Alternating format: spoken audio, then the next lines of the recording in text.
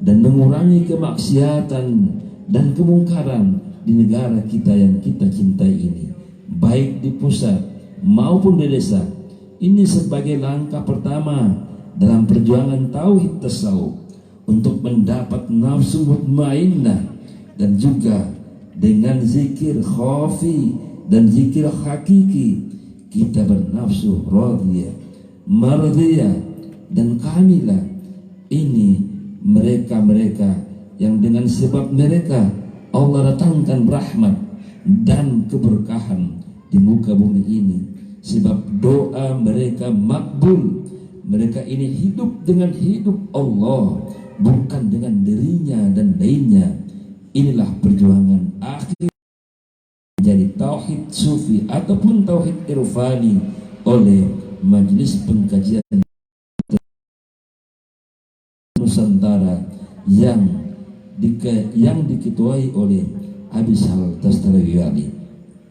Bagi orang yang berzikir, dia senantiasa melakukan kewajiban-kewajiban syarat, menjunjung tinggi perintah dan larangan Allah, dan berakhlak yang mulia. Jangan tergolong kepada orang-orang yang bertasawuf jahil yang harus dihindari. Wallahu alam bisawab. Wassalam. Abuya Syekh Haji Amran Wali Al-Khalidi. Demikianlah dan salahnya yang akan disampaikan oleh guru kita Kiai Haji Muhammad An-Nasr Abbasi.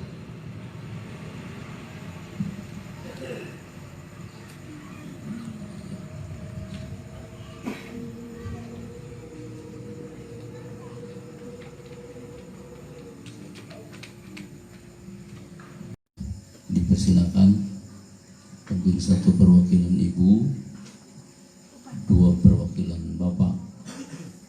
Apakah pertanyaan terkait dengan makalah atau terkait dengan majelis pengkajian tauhid tasawuf atau tauhid tasawuf itu sendiri? Dipersilakan. Ini kesempatan kita bertanya sebelum kita ditanya di kubur. Silakan. Assalamualaikum warahmatullahi wabarakatuh. Waalaikumsalam. Alhamdulillahirabbil alamin. Wassalatu wassalamu ala Rasulillah wa maulana Muhammad amma ba'du. Kami langsung ke pertanyaan.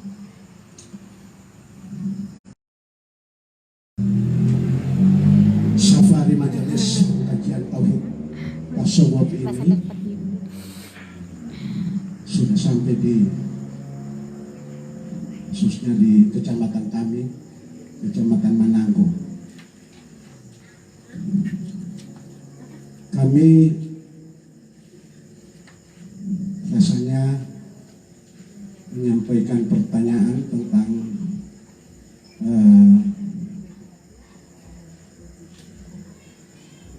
di daerah lain atau khususnya di kita di Provinsi Gorontalo ada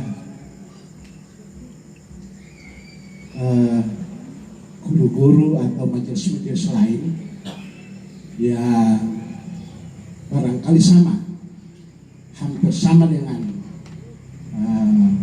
ilmu tasawuf ini. Apakah setara atau sama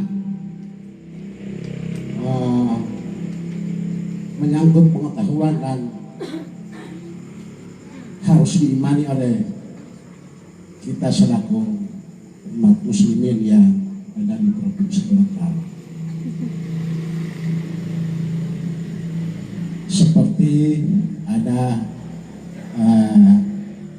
pengetahuan dan supaya kami tidak salah kaprah menentukan keimanan kita, dan tujuannya satu, arahnya sama.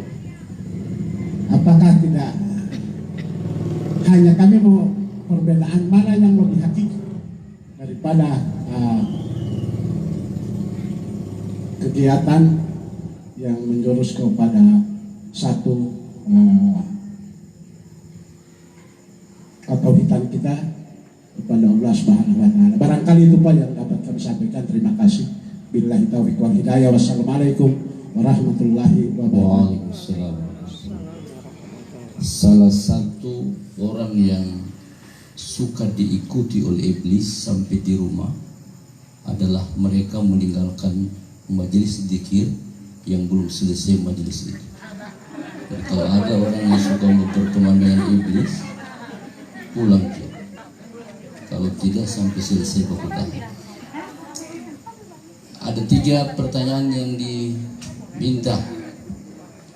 Kedua, ibu-ibu. Suruh bapak diam di situ. Ya, ada ibu-ibu? Ada. Ini Kadir. Alumni Kadir Tauhid Tasawuf Pineleng di Kupang Manado. Salamilda.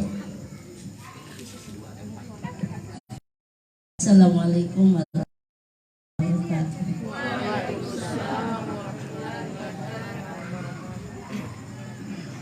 Zikir selama ini menurut pemahaman kami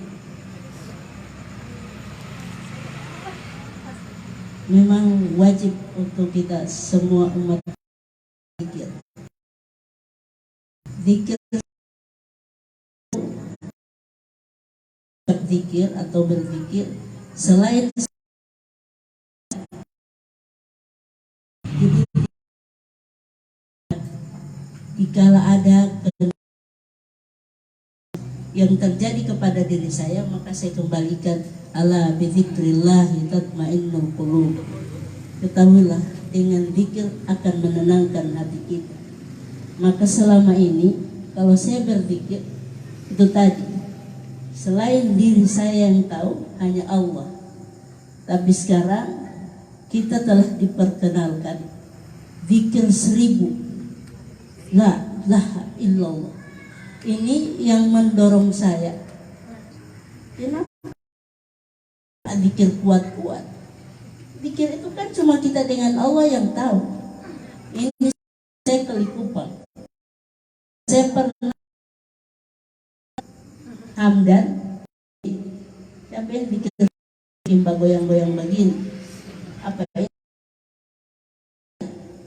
Dan saya bilang ya Ustazah Nilda, itu ente punya saudara yang pimpin zikir itu. Zikir kong supaya bagara-bagara begini. Saya tahu dulu ini model zikir. Kalau mau tahu, silakan tempat zikir itu ada dan apa implementasinya, apa hasilnya di tengah-tengah orang di sana. Maka berani saya meninggalkan. Terus terang, ada 2 kegiatan besar di Provinsi Gorontalo yang saya tidak ikuti. Itu acara tingkat nasional, bahkan internasional, menghadirkan orang. Saya tidak pergi karena saya takut meninggalkan tugas. Menurut saya tugas yang diemban kepada saya itu juga amanah. Dosa saya kalau tinggalkan. Kalau saya tinggal kerja, bilang sama teman-teman guru tidak boleh kasih tinggal tugas. Akhirnya saya kasih tinggal. Maka saya lebih memilih untuk tetap di sekolah daripada harus pergi di kegiatan itu. Berjalannya waktu, saya dari bupati dan sebagainya, materi. Tapi ternyata di sana pengkaderan itu adalah bagaimana kita menghadamkan, bagaimana kita ini berkhidmat, bekerja. Ternyata di sana Likupang itu dikenal dengan orang-orang yang tukang pembunuh, pemabok, luar biasa. Ternyata ada acara mereka yang tidak ada lagi orang yang peminum, tidak ada lagi orang yang tukang, hanya dengan zikir 1000. Akhirnya zikir 1000 itu saya minta dijelaskan, diperkuat. Hanya saya sendiri merasakan zikir la ilaha illallah menghilangkan hasad, dengki dan marah di dalam hati, dan itu saya rasakan. Jujur saya mau sampaikan bahwa tadi malam ini saya tidak tidur. Tidak tertidur sama sekali. Kenapa? Karena saya hari ini, tadi siang, saya harus ikut ujian tesis. Saya mau diuji. Saya takut untuk tidak mampu menjawab. Masih ada beberapa bab yang saya harus kuasai. Terakhir pagi, semakin saya membaca dan masih ada beberapa bab yang saya tidak sempat baca. Terakhir saya, akibat dari likupang itu, saya sholat 2 rakaat. Baru saya sesempoyongan 1 malam tidak tidur, baru menghadapi ujian dengan 5 dosa mau bawa uji saya. Saya tutup mata dengan zikir la ilaha illallah dan saya serahkan kepada Allah. Allah yang akan membantu saya. Pada saat saya ke kampus, ketemu dengan dosen-dosen, pokoknya la ilaha illallah di depan.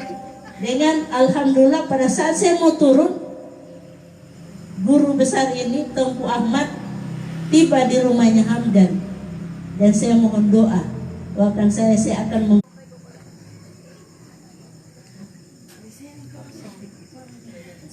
hilang materi.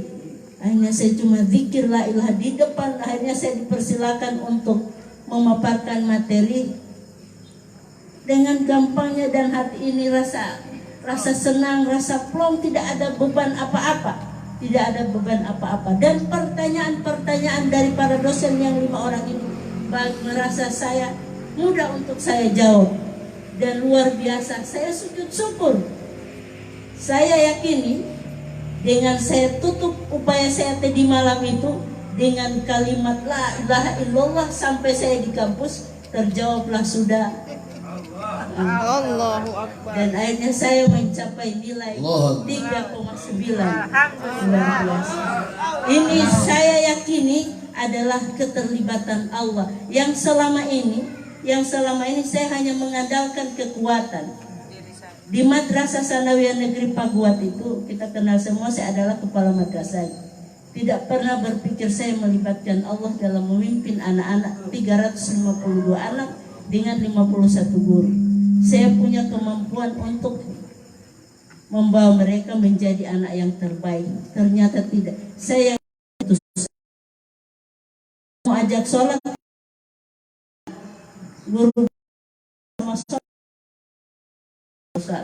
Jadi saya karena ternyata keterlibatan Allah itu harus ada. Dan itu ternyata saya dapatkan nanti di Likupang, tanpa kecil, dan itu jujur mungkin Bapak Ibu kenal saya ini dari kecil tinggal di pondok pesantren, tapi selama ini namanya zikir, namanya sholat itu sufol sama saya ini. Akhirnya saat ini ternyata kita harus belajar bagaimana harus melibatkan Allah. Jujur kita ini orang munafik. Allahu Akbar, Allah Maha Besar. Pada saat kita sholat kiri kanan yang muncul. Jujur itu kiri kanan yang muncul. Itu bisa akan keluar insya Allah dengan hari-harinya kita zikir dan kajian-kajian. Yang kedua pertanyaan. Baru pengantar tadi ya. Tapi kita bersyukur tidak tadi di modelnya menghadirkan Allah pada saat kita sholat dengan menghilangkan macam-macam yang tadi, dan itu semua jujur.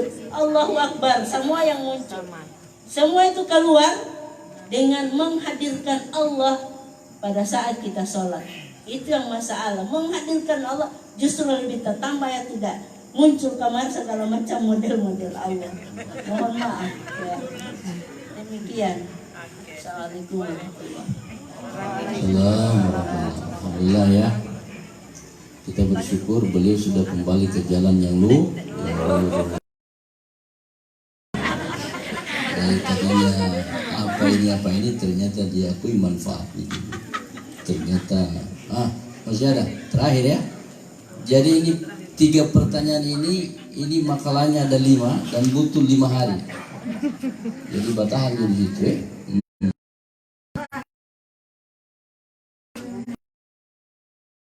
Warahmatullahi wabarakatuh. Waalaikumsalam warahmatullahi wabarakatuh. Saya ini agak berbalik ini dengan Ibu Ustazah Nilda. Kalau kemarin beliau meninggalkan segala tugas sebagai abdi negara, kalau saya malahan tidak sempat ikut di Likupang, cuma istri saya ikut. Saya perlu cerita.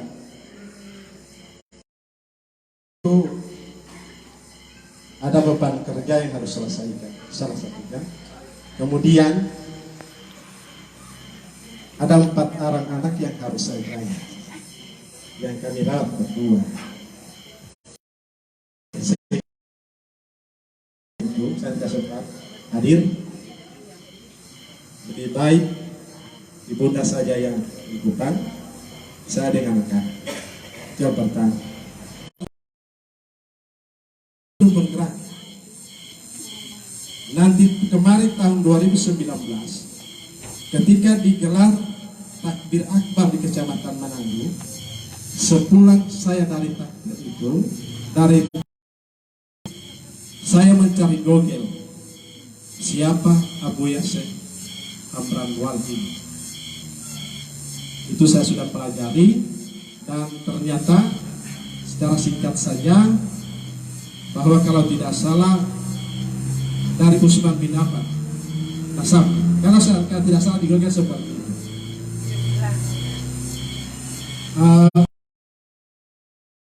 Saya sudah berzikir, berusaha berzikir tanpa bimbingan siapa-siapa, berzikir tentang la ilaha illallah. Pertanyaan saya sementara berzikir, hati saya dan pikiran saya ini sama dengan Ibu Nina melayang kemana-mana. Tetapi secara tidak sengaja air mata tumpah ruah pada saat itu. Dan itu sudah berapa kali saya lakukan. Pertanyaan organisasi. Ini pertanyaan. Kenapa mencari Allah lewat organisasi? Kenapa harus begitu? Tidak perlu mencari sendiri. Ini yang harus dijelaskan kepada halayak supaya tidak sampai ini ada salah kaprah pengertian. Dan orang yang pertanyakan ini bukan tidak orang sembarangan, bukan cuma masyarakat biasa. Ini dia punya keilmuan yang bisa, artinya bisa dianggap tinggi juga keilmuan. Nah, ini pertanyaan kami, tolong dijelaskan. Terima kasih. Baik. Assalamualaikum warahmatullahi wabarakatuh. Terima kasih.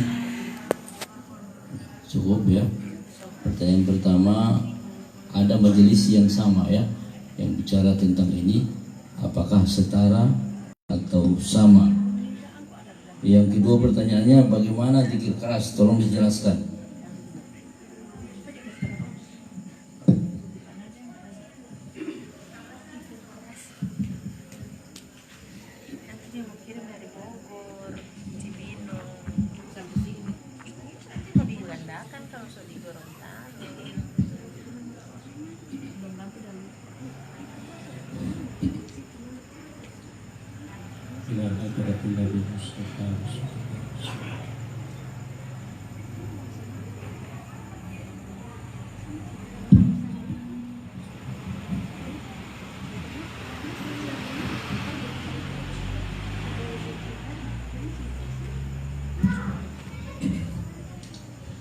ثم إلى حضرة شيخنا ومرشدنا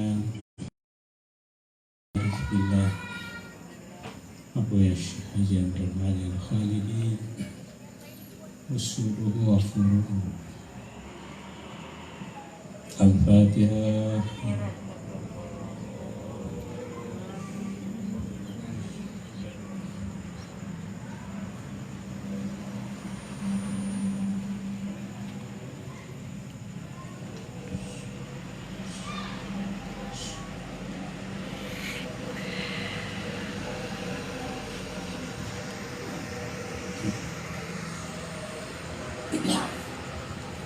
Assalamualaikum warahmatullahi wabarakatuh. Waalaikumsalam warahmatullahi Puji wabarakatuh. syukur pada Allah Subhanahu wa Ta'ala, pada malam hari ini kita semua dapat berada di tempat ini. Salawat dan salam pada junjungan Nabi Muhammad Sallallahu Alaihi Wasallam, pada seluruh keluarganya, para sahabatnya, dan semoga sampai kepada kita semua. Kehadirat Maha Guru kami kita semua yang sangat cinta, sangat peduli, sangat sayang pada umat, sebagai pewaris Rasulullah zahir dan batin, yang tidak henti-hentinya kasih sayangnya itu sampai terasa di negeri ini, dari seluruh kalangan, dari seluruh lapisan. Semoga guru kita ini senang dipanjangkan umurnya, dirahmati Allah, dimudahkan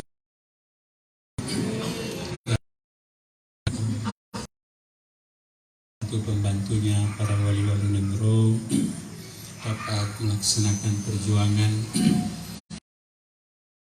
umat ini.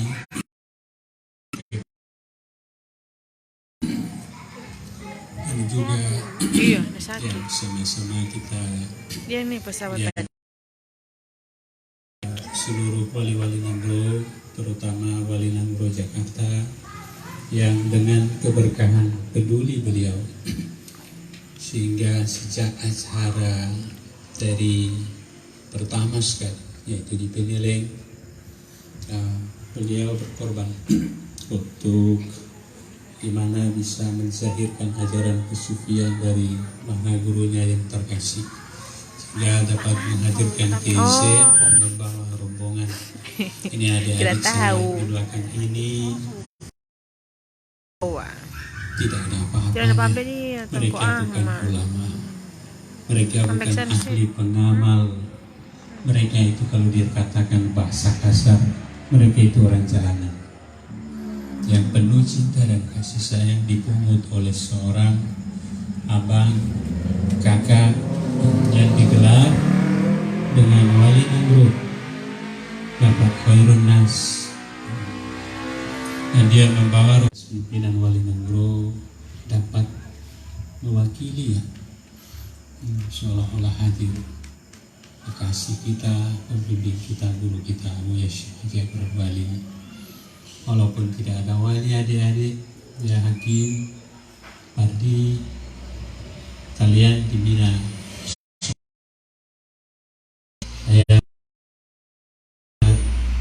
Kalian akan jadi pejuang untuk saling memberi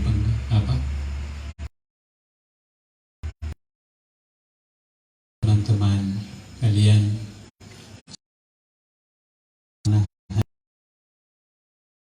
Kalau tidak ada keterlibatan Allah yang disampaikan oleh kakak Dr. Hamdan Dadiku tadi, hidup ini sengsara dan akan hancur.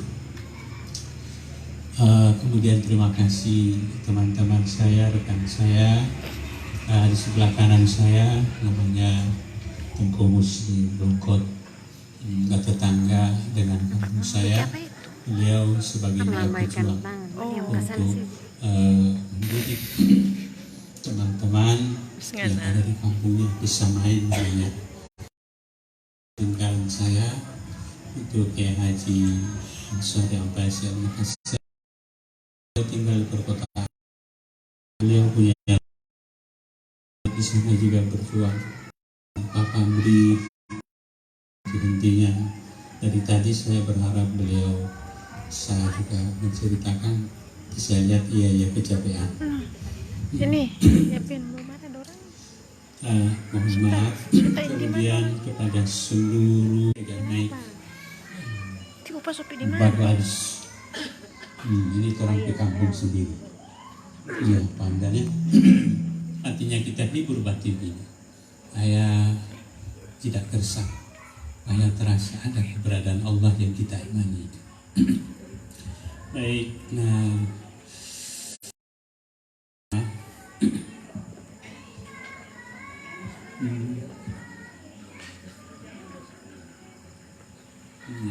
kedua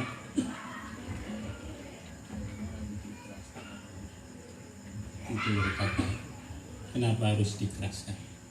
Ketiga,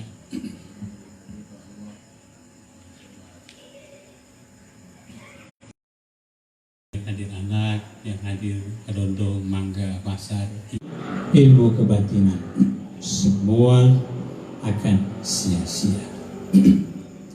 Hadirin semua yang dirahmati Allah, saya beri contoh. Ada bibit. Bagaimana bibit ini bisa tumbuh jadi tunas? Di mana bibit ini bisa tumbuh jadi batang? Di mana bibit ini ada satu bibit? Apa bibit yang kira-kira sulit yang ada di sini? Coba kakak lagi ini.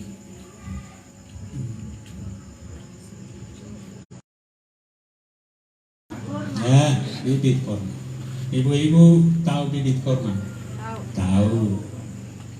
Buah korma tahu. Adakah keahlian bapak-bapak dan ibu-ibu tentang korma? Harus di tanah yang bagaimana? Kadar airnya berapa? Panas matahari berapa? Pupuknya bagaimana? Di musim kapan? Tidak ada yang mengerti, tapi kita gembira dan senang bahwa ini bibit korban dari negeri, bukan serambi Madinah, serambi dari Makkah. Luar biasa, seluruh dunia mengakui asal korma umpamanya dari Makkah. Ya, kemudian kalau dimakan enak, nah, tapi itu semuanya akan tumbuh dulu dari tunas, daun.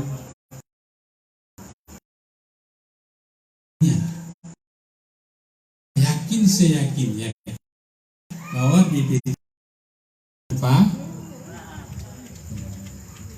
Boleh, maksudnya itu contoh. Begitu juga iman ini. Yakin kita semua dari Allah, tapi tidak ada mursyid yang ahli yang memasukkan bibit itu ke dalam hati. Tidak ada guru, universitas banyak, paham dan doktor. Biasa saja, tapi orang dua mengadu. Paham dan sendiri sebelum bertahu tasawuf, sulit sekali khusyuk. Padahal doktor Najam, doktor S3, pakar ahli di otak, di kepala. Apa yang diimani belum ahli. Makanya Pak Hamdan, akas berkah kasih sayang Maha Guru yang melimpah ke dalam batin Pak Hamdan. Dia sayang penghuni semua. Apa yang dia alami sejak dari SD, SMP, SMA, ibtidaiyah, sanawiyah, aliyah, universitas, S1, S2, S3, ada lagi S lagi yang lebih hebat dari itu. So, habis sekolah Pak Hamdan, bertanya itu dari ilmu semua yang dia pelajari. Dan yang paling menderita menurut Pak Hamdan, kalau saya tidak ada mursyid yang ahli yang menanamkan bibit ketauhidan di dalam hati, maka saya memiliki kekurangan. Dan seluruh anak-anak di universitas dan di pesantren akan saya wariskan kehancuran selama-lamanya. Belum lagi waktunya. Ada Pak Naja, dia bawa DP murid-murid dia bawa di posko. Benar-benar di hadapan saya. Tengku Ahmad, inilah mahasiswa saya. Menangis dia. Hari ini saya sudah merasa puas. Saya doktor. Hari ini saya merasa puas. Walaupun juga hanya sekedar perkenalan. Karena sayalah pendusta dan penipu mahasiswa itu. Yang saya tanamkan Allah di otak. Kenyataannya tidak apa-apa. Hari ini telah saya perhadapkan dengan teguh memperdalam Abuya itu. Mau terima, alhamdulillah. Kalau nyata kita suruh. Kalau kita nyata mau bilang ini, mau akan selamanya sulit. Maka saya berguru belajar secara zahir kepada Tengku Ahmad. Dan Tengku Ahmad mengajarkan batinku kepada arif billah. Begitu. Jadi orang ada bercerita ini bukan Tengku Musa sampai, Tengku Haji sudah sampai, apalagi Tengku Ahmad nggak ada, bukan ngaku-ngaku. Nah, itu bukan ngaku-ngaku bahwa saya sudah baik. Apa yang ada dalam Quran, rasa dan syukur, hakikat dan marifat itu telah hadir dalam batin saya. Tidak, bukan begitu. Jadi cuman setitik apa yang kami dapatkan yang ingin kami ceritakan. Begitu. Kembali kepada tadi, tidak mungkin bibit itu akan bisa tumbuh. Kaca taruh di atas tanah, apa yang makan? Ayam. Kacang taruh di permukaan tanah, dimakan hewan. Iman kita ditaruh di permukaan hati, maksudnya di otak, dimakan oleh si hewan-hewan. Sebab setiap jiwa insan ini punya sifat hewan. Pambake itu DP daging haram, anjing, tapi DP sifat halal. Bapak. Ya. Orang ini memakan orang iman. Nah, begitu. Tobat orang itu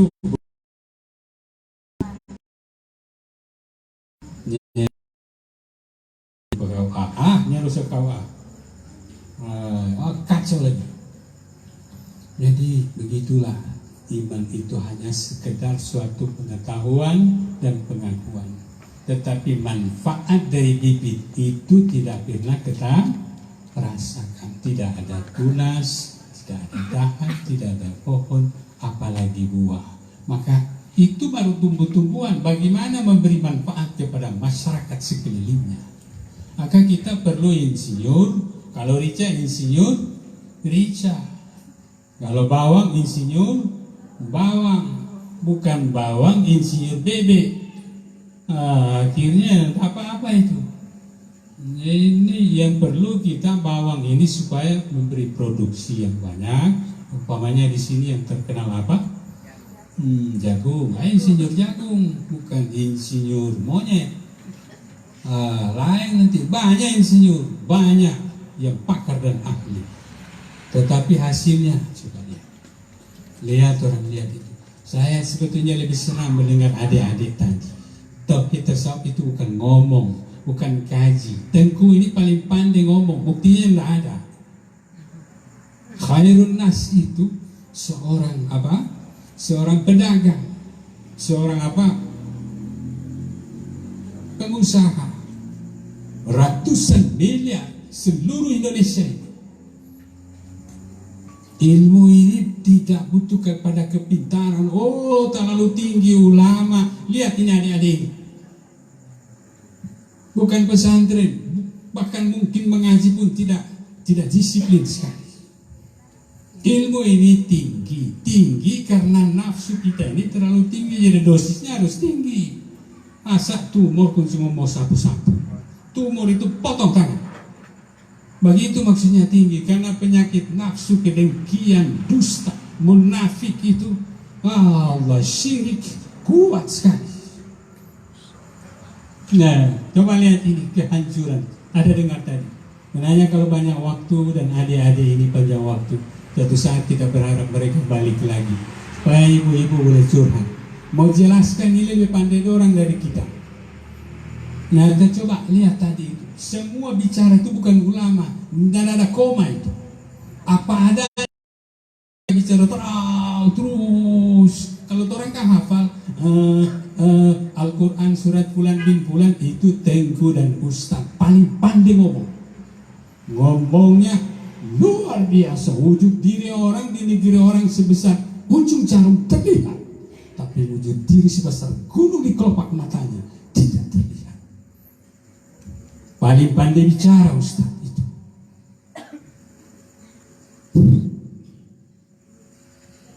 Ini ya kesalahan. Siapa yang salah? Diri saya terutama. Apa yang saya bicarakan tidak ada pada saya. Perubahan itu hal itu perubahan, tahawul apabila terasa. Sementara Tengku Ahmad belum punya rasa, apalagi ahli menurunkan rasa, lebih hancur umat. Maka kita perlu dai sekarang yang punya rasa ketuhanan, bukan. Makanya Indonesia ini, di kampung kita ini, Khairun Nas itu bukan zahir dia murid saya untuk bercerita istilah-istilah kesufian, tapi batin beliau guru saya. Begitu dia minta untuk Ahmad, sampaikan ke ibu, saya minta maaf. Dia tidak dapat hadir dengan kalian. Ini bukti, bukan yang ngomong ini anak-anaknya, ratusan, bukan bahasa Gorontalo apa, wangango. Itu mah kalau bahasa Makassar roka. Roka itu bahasa orang wangango. Banyak ceritanya, buktinya tidak ada. Ilmu ini walaupun makalah itu dikaji, dihafal dan dibahas, walaupun ngaku-ngaku Abu Yashillah Nur Muhammad, selama Nur Syekh itu belum masuk di dalam batin, belum ada terbawa perubahan di dalam batin. Perlu sekali contoh lagi, dia cuma tahu. Nah, tetap dia kumabal. Nah, ini kumabal di bangsa dan negara ini yang adalah orang-orang kumabal, bukan orang bodoh. Kota dewan kalau orang bodoh, orang-orang pintar, tapi hatinya jauh dari cinta kasih sayang tidak dan umat. Memperbaiki jamaah warga negara bangsa.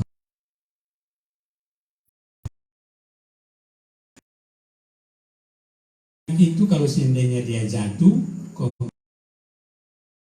ciri gigi, baru rasa, baru dia berubah. Nanti rasa itu yang membawa perubahan. Jadi kalau dai sekarang, pendidikan itu tahap awal ya, tahap awal. Kalau ibadah yang dilakukan oleh kakak tadi, oleh siapa dan termasuk diri saya, kalau tidak membawa perasaan ketuhanan di dalam batin, maka kebenaran Allah, kebenaran Nabi itu tidak terasa, tidak terlihat di dalam jiwa. Manfaatnya tidak terasa. Orang bekerja ada DP upah, manfaatnya tidak ada, kasih tinggal pekerjaan itu. Begitu juga masjid. Kenapa masjid ini kosong?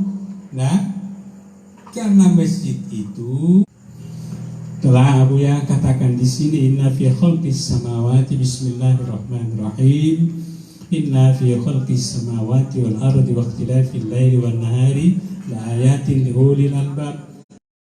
Dzkurunallaha, mereka menyebut zikir sulit. Ada Dr. Hamdan dan sebagainya, dzkurun itu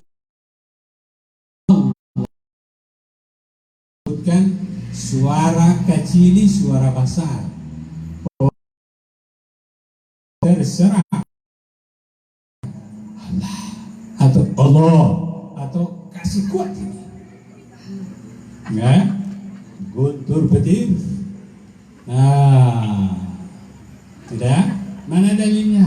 Ada di kertas kita, banyak saja.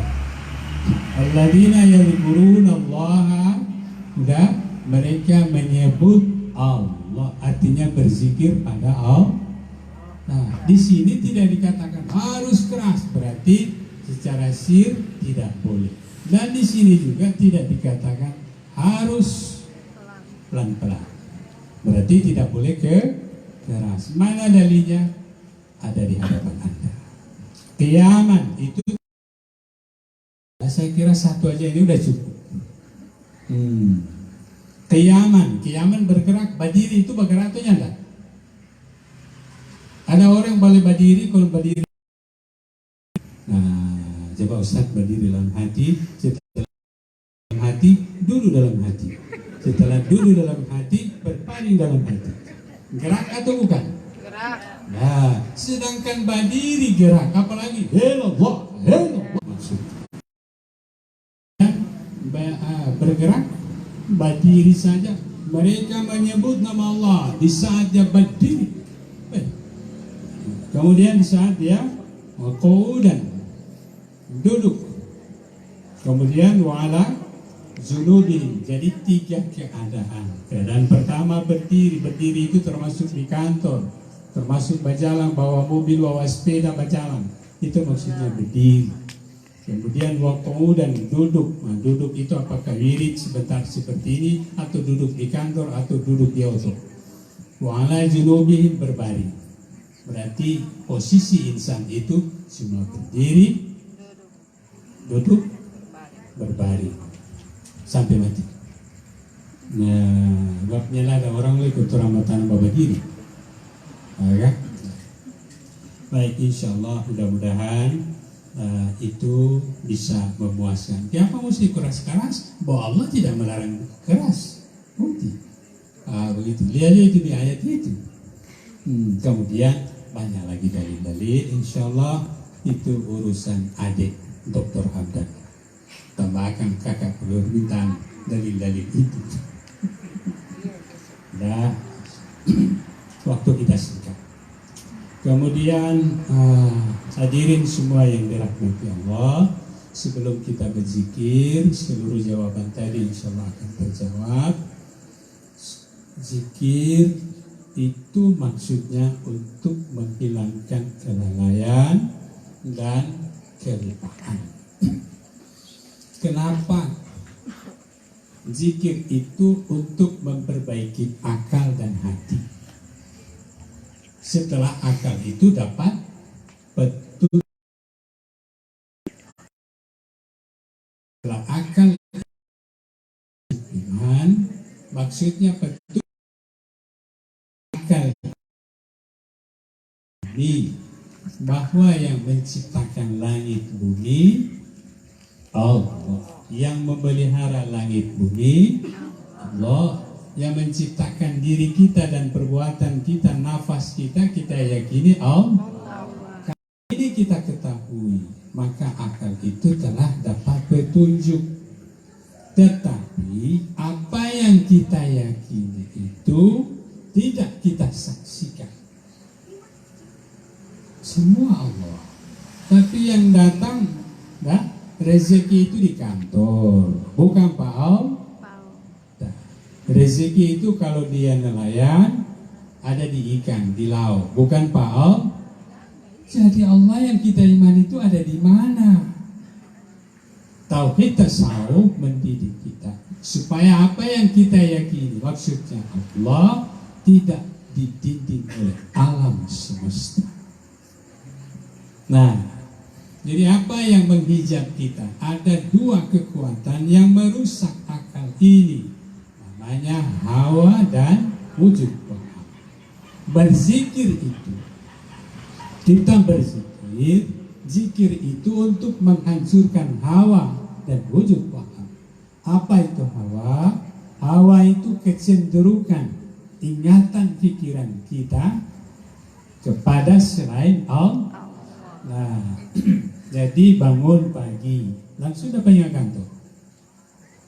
Nah, kalau petani bangun pagi langsung dapatnya padi. Nah, kalau kontraktor langsung dapatnya garapan. Nah, ya, jadi kecenderungan sekali terarah pada selain Allah, kekuatan kecenderungan ini namanya hawa. Tempat berhentinya itu namanya wujud wahab. Ini yang menghijab keyakinan kita kepada Allah. Ini yang merusak iman kita. Maka kita perlu berzikir supaya teringat Allah, supaya hawa ini cenderung pada Allah, supaya jangan terlalu banyak cenderung pada duit, pada jabatan ini. Dan yang cenderung itu, alhamdulillah ini kakak singgung, kakak itu guru, ilmu dokter itu. Yang ingin saya katakan, hawa ini bisa dibunuh dengan pintaran.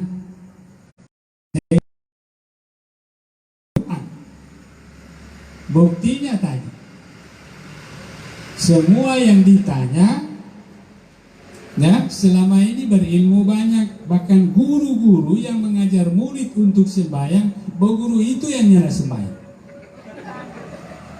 Nah, karena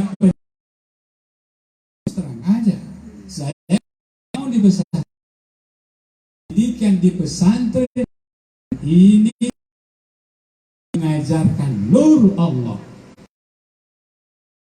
Hawa, cuma ilmu terus, hadis, hafal, tapi nah, jadi hawa itu seperti rokok. Nah, orang lihat gambaran apa? Gambaran ada yang kanker, ada yang gigi hancur. Nah, kontanya itu kanker. Dari A sampai Z, Profesor Doktor botak, kalau merokok tetap merokok. Kemauan itu namanya hawa, tidak bisa padam dengan ilmu. Malu-malu, kita ini orang lalai, senang berjudi kalau ada uang di bar, menzalimi istri, dan kita tahu itu dosa boleh, tapi dan ini hawa kan tidak bisa dibunuh dengan ceramah-ceramah. Tidak hafal Quran dan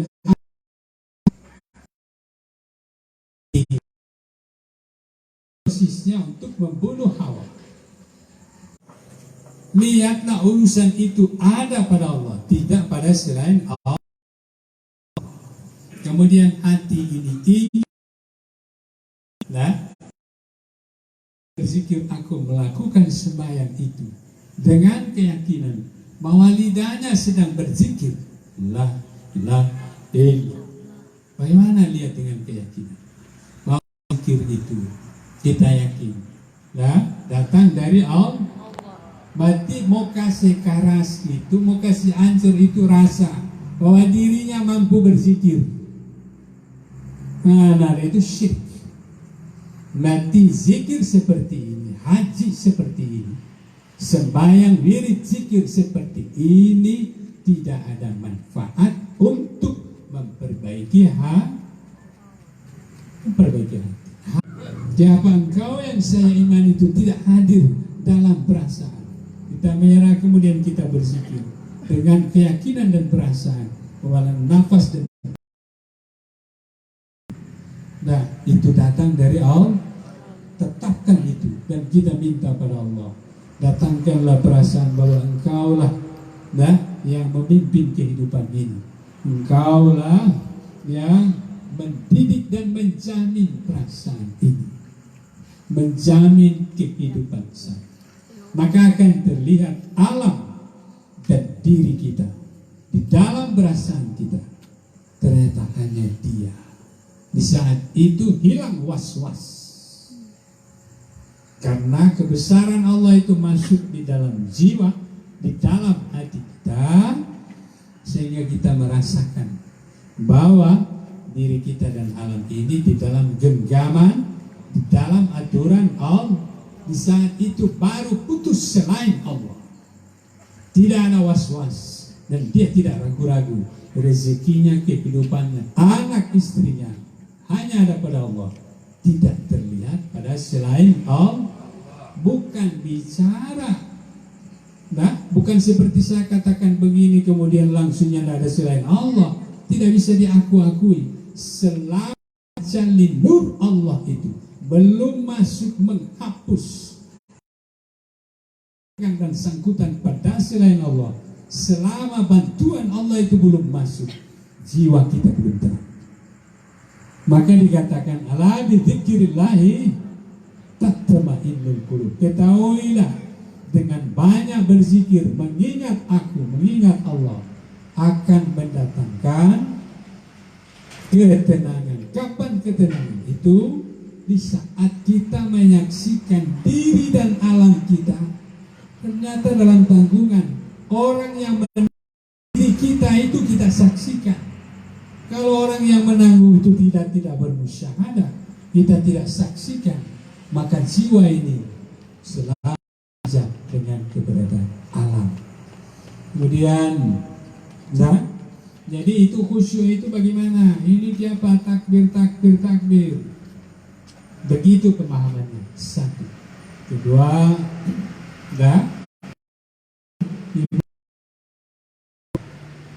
ini kan ilmu, ini kan keyakinan. Sekali lagi seperti tadi, carilah yang ahli pertanian itu. Carilah orang yang dia berbicara apa yang telah nyata di dalam hati. Jadi untuk mengurus ini supaya tertib, maka ada organisasi. Organisasi itu bukan untuk bagi apa supaya bermarifat mesti ada organisasi. Organisasi itu untuk mengatur ketertiban. Nah, seperti ini wali. Ada wali Nanggro. Jadi bagaimana mau ceramah di mana, mau sampaikan penyampaian dakwah ini di mana? Yang mengatur lokasi itu wali, organisasi. Yang mengatur umpamanya ketertiban sana perempuan itu organisasi. Nah, tetapi setelah semua sudah hadir, semua sudah paham, maka guru itu memberikan penyampaian dan pengamalan. Begitu. Bukan untuk berhakikat dan bermarifat itu perlu organisasi, tidak. Ini sudah 2 kali. Kalau tidak ada organisasi MPTT, sampai yang mengurus itu Filipina pemakan, Filipina petampat tidur, Brunei, Thailand, Malaysia, itu ada organisasi MPTT dikuasai oleh paham dan nanti secara organisasi lebih paham tentang itu Pak Hamdan. Dia mengatur ketertiban supaya apa yang dihajatkan itu bisa tertunai, terlaksana dengan baik. Begitu. Jadi bukan organisasimu. Tidak begitu. Mudah-mudahan waktu kita singkat.